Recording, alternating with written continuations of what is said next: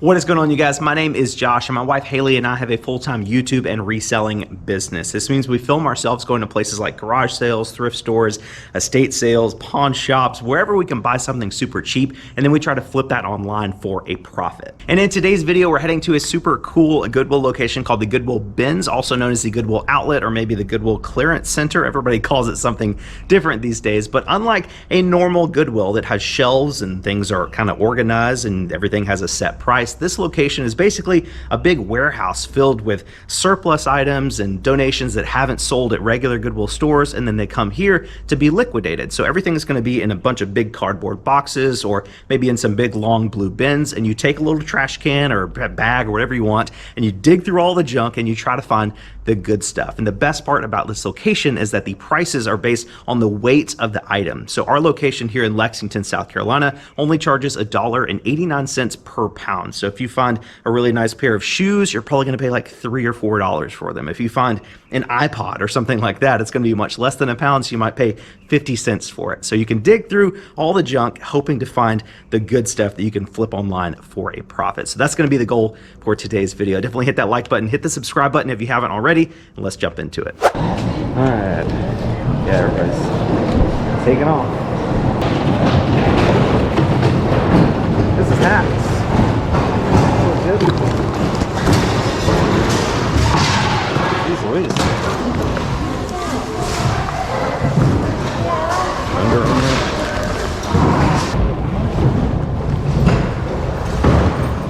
James Taylor Tour, man. Oh my gosh. Made in USA, look at that. Lumpy. Disney World. Hey, that's a coat. It says coach on it. It's a Dooney and Burke. It's kind of dirty though. Yeah, you know what? I found $200 in a wallet a couple weeks ago. Yeah. Yeah, this Jessica Simpson bag. Not a great brand, but it's still got the tags on it. 32 bucks at TJ Maxx. It's the retail. $98 retail. Be worth it here.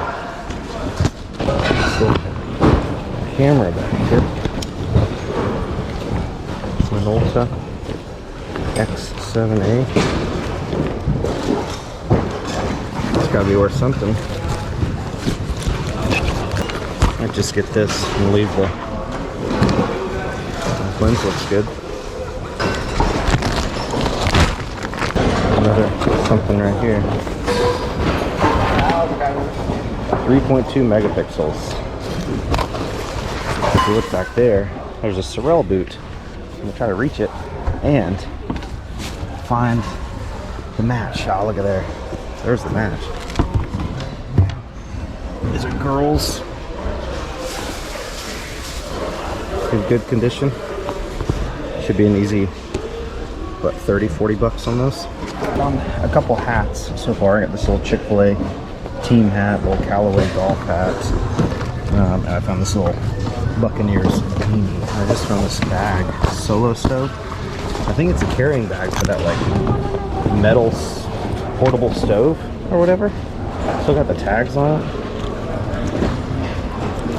This is definitely worth something. And here we got a little driver head cover, TaylorMade M2. A little dirty, but that should clean up. This should be an easy 10 bucks or so. I did grab 2 of these earlier. I don't know if they're worth it. Let me look them up real fast. I think this is the exact one, 30 bucks plus shipping. And I got 2 of these, I think.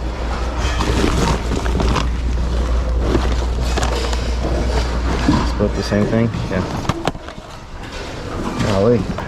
It's this 40th anniversary. Build-A-Bear Workshop. That might be good. 40 bucks plus shipping. 40 bucks plus shipping. 65 plus shipping, best offer. Good thing I looked that up, huh? What'd you get? I have a few things for me. Like this is for me. Personal use? Okay. Very cute. Okay, getting that. Oh, that's cool. Myrtle Beach, vintage little pullover. Needs some OxyClean, but it's vintage. Premier. That's pretty cool. This was just like an REI thing. I don't know if that was anything. REI Women's Arch? Yeah. This is on a Hanes heavyweight tag. Made in whatever. Troubled water, solid rock. I don't know. Looks cool. That's kind of cool. This is on Nida. tag. In USA. Alaska mosquito. Single stitch. Wow. That's super cool. Alaska, Arctic oceans. It's got big stains everywhere. I didn't know that was stains or if that was part of it. That's like trees. Oh, yeah, that's trees. Yeah. Okay, yeah, you're right. That's sick. It still needs oxygen. Okay, cool. We'll get that. That's our stuff.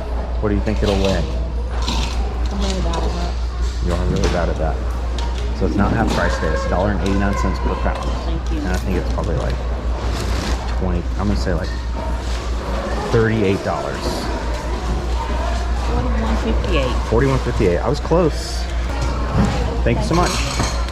So I want to quickly go over a couple key finds from this Goodwill bin trip. I don't remember exactly how much we paid, but I'm sure you guys do because you just saw it in the video. But for me, it's been like 4 days since we went to the bin. So I'll just go ahead and jump into it. This Hello Kitty plush, although it does need to be washed in the washing machine, is in pretty good condition. Other than the dirt, I don't see any rips or tears or any stains that wouldn't likely come out in the wash. And a $40 to $50 plush stuffed animal is one of the best plush stuffed animals that I've found in a long time. The only other one in that price range was in one of our Goodwill pallets that we did a couple years ago. It was like a stuffed bunny rabbit or something, and that sold for like $70. So other than that stuffed bunny rabbit, this is probably the second most valuable plush that I've ever found. We do sell a lot of plush, but generally they're in the $12 to $15 range, which is still a good deal. At our Goodwill outlets, they actually do a special on stuffed animals where they give you a whole garbage bag for 50 cents. On half off day, regular price day, they're $1. So either way, it's really hard to lose money on stuffed plush animals. So definitely be on the lookout for these. Again, like I said in the video, or maybe I didn't, I don't remember. But anytime you see something special like 40th anniversary or limited edition or anything like that, definitely take the time to look it up because typically they can be worth a good amount of money, like this Mamma Jamma right here. Near the end of our shopping trip, which I don't think this was on video, but Haley found 2 of these denim jackets, Levi full button denim jackets. This is a kid's extra large. It's got that gray dark wash. Really solid find here. These are like classic, kind of like Converse. Like Levi's jackets will never go out of style, just like Converse. So I think we could probably get at least 20 to 25 bucks for this one. And the other one is around here somewhere. This one is a Levi's size extra large as well. And again, kind of small. This one's a little bit bigger. I think the first one's a kid's and this one's a women's. It's another maybe 20, 25 bucks on that one. We picked up this brand new with tag solo stove bag. The stoves are like hundreds of dollars. So I thought the bag would maybe be worth 30 to 40 or so, but it looks like it's probably worth closer to $18 to $22 or so plus shipping, but not too bad. That should be like half of the money we spent on all this stuff back just with this one item. Got this Dooney and Dooney and Burke purse. These are one of the only designer bags I pick up because it's the only one I'm really comfortable with authenticating. They're not faked very often because they're not super high end. And then there's usually like some telltale signs, like the stitching looks really good, the quality feels really good. There's a tag in here that says Dooney and Burke, and on the other side it's got the serial number, and usually there's a spot that says Made in USA sometime. The lining of this bag is super dirty. Like that's very, very dirty, but and some people may disagree with me on this, but with a bag like this, honestly, you can just throw it in the washing machine and it'll come out looking brand new. I know some people are gonna say that's a terrible idea, but this is probably like a $40 purse, so I wouldn't do it with like a $1,000 purse, but something like this, chances are it's gonna be totally fine just thrown in the washing machine. We usually pick up a ton of hats at the Goodwill bins. They do sell very well for us on eBay, not for a ton of money. I think on average our hats probably sell for $10 to $15 plus shipping, but we can get them at the bins for $1.89 per pound. You're probably in each hat like less than 50 cents. So you can really make some significant profit if you can just focus on volume, which is why I try to pick up every hat we see that's in decent enough condition to sell. So we got the Buccaneers beanie, that's probably like 10 bucks plus shipping. Little Under Armour, I'm pretty sure this is a women's snapback hat. That's probably 8 to 10 bucks plus shipping.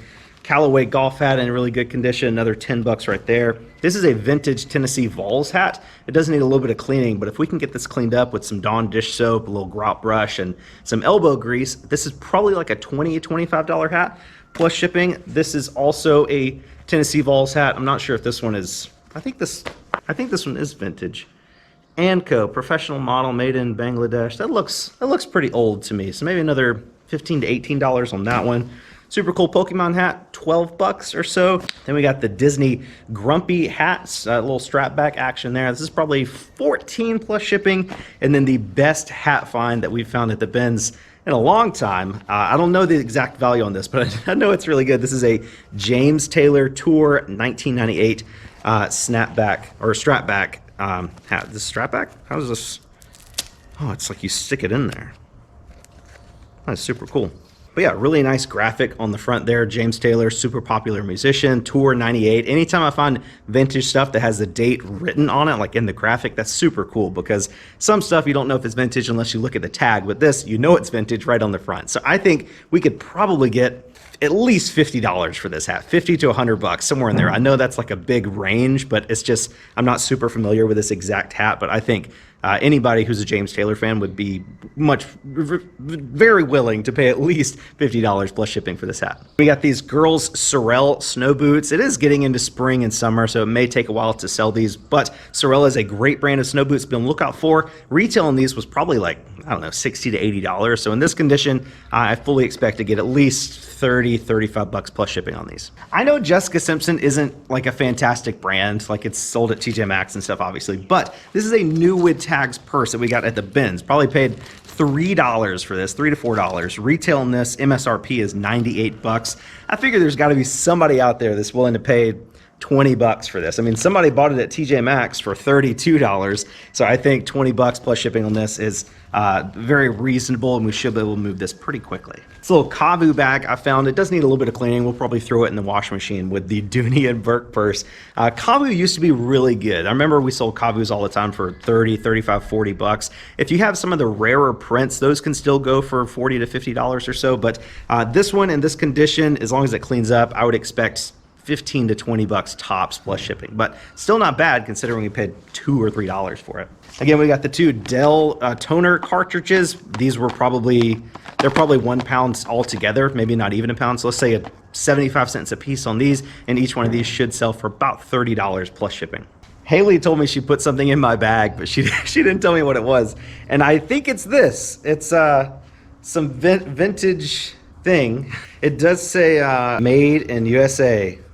Pinehurst. Pinehurst is a golf course, but I don't think this is for the golf course. Now, obviously, this could be seen as kind of comical, but Haley was onto something here because there's definitely some good money in vintage lingerie and even underwear. I know it's weird. I would never personally buy vintage underwear on eBay, but other people do all the time. If you go to eBay and search like vintage Hanes or vintage Fruit of the Loom or vintage Victoria's Secret, there are thousands of sales for hundreds of dollars. I don't know why. It's just one of those weird categories where people spend a lot of money on it. Like I've seen Matt, Part-Time Pickers, he finds like vintage packs of men's like boxer briefs or briefs at estate sales, pays $1 or $2 for them and sells them for like $80. I don't know why, but there is definitely money in vintage lingerie. I'm not sure exactly how much that piece is worth. I'll have to do some more research, but Haley, that was good. Got this Minolta camera, the X7A. This thing looks to be in great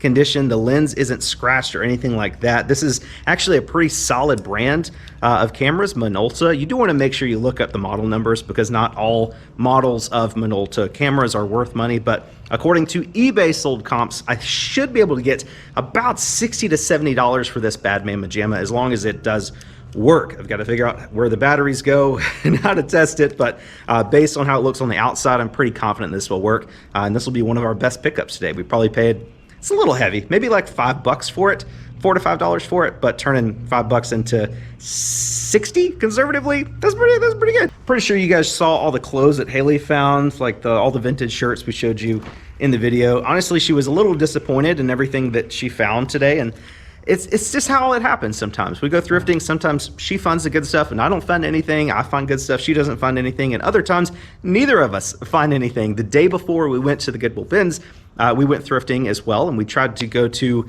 enough thrift stores to make a video. And we went to 4 Goodwills and the Salvation Army, and we found a total of like 6 things, like maybe like a total of like $120 or so in profit. And that's a lot of thrifting. That was like 3-4 hours of thrifting for not a lot of stuff. We actually didn't even make a video with it. So I do want to mention that to you guys. Just because we show a lot of like cool finds in our YouTube videos doesn't mean that we find this stuff every single time we go. Like if we go thrifting, we don't find anything, obviously that would make a very entertaining video, so we usually don't post those. So just take that with a grain of salt. Anytime you see somebody on YouTube that's showing success in the thrift store flip game, just keep in the back of your mind that the typical success rate at thrift stores is probably like 30 to 40%, maybe 50% or so. So it's not 100 like some people would have you to believe. I think this is my favorite shirt that Haley found. Vintage, single stitch on the Oneida tag, size extra large. Alaska's Mosquito, enormous bloodsuckers. I thought that was pretty cool.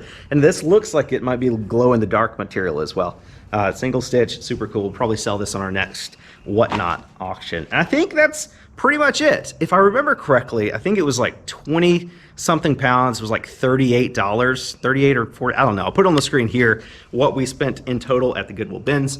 And in terms of total potential profit after fees, shipping, and cost of goods, I think we probably have at least $300 to $400 in profit here once everything is said and done. It will probably take us another 4 to 6 hours to get everything cleaned and processed, photographed, listed on eBay, and then shipped out once it does sell. Another question we get asked is how long did these things take to sell for us in our eBay store?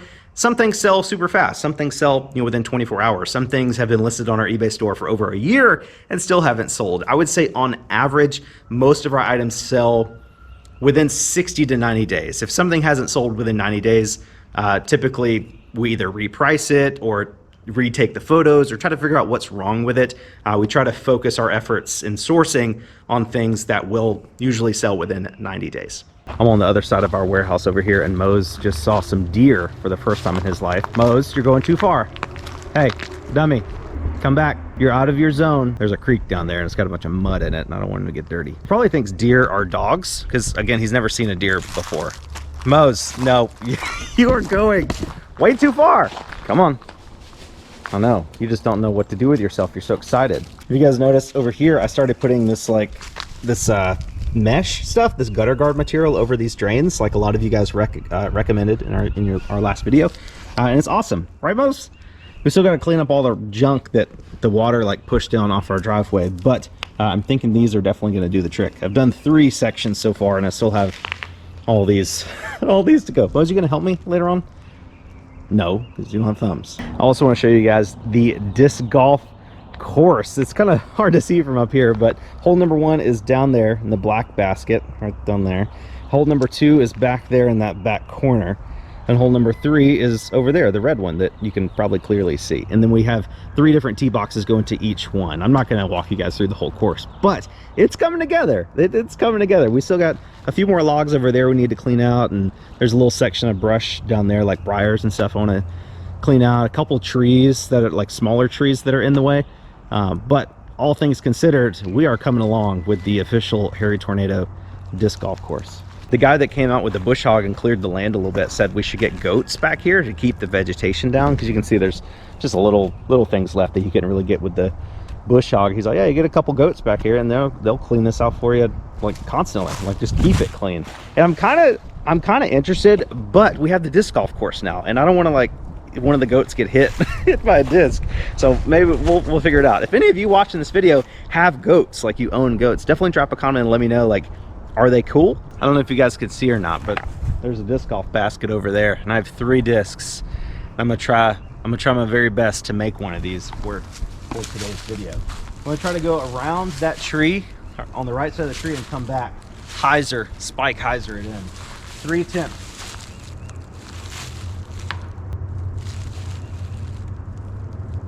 Oh, I hit the post. That was pretty close. Just gotta go a little higher. Too hard. I've got another disc. Attempt number 4. Too high. Another disc. All right, I'm pretty sure this is going to be my last disc because I don't see any others laid around. But thank you guys so much for watching this video. If you're still watching this for some crazy reason, definitely go ahead and hit the like button. Obviously, you're enjoying something about it, so that would mean a lot to us. Also, if you haven't already, go ahead and hit the subscribe button down below as well. We're taking it off with this one. This is it. It's all on the line. See if we can get it.